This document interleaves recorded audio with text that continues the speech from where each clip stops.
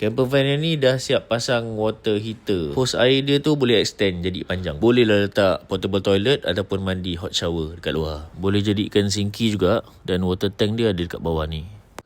Peti ais pun dah ada. Okey, anda boleh tengok lah ni pandangan dari bahagian belakang. Ni ventilation fan dia, elok lagi. Lepas tu boleh control speed. Lampu ada.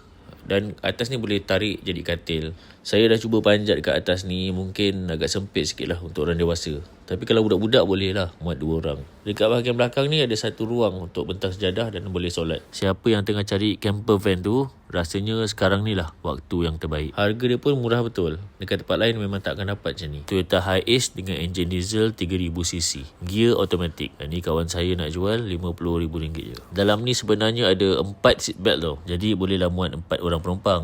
Tapi untuk tidur, mungkin 3 orang je muat. Biasalah camper van ni dia memang sempit sikit. Tapi mudah parking. Awning dah siap pasang. Sekarang saya tunjukkan cara untuk simpan dia punya stand ni kiri kanan. Mudah je selitkan dekat celah lorong ni. Lepas tu clipkan je.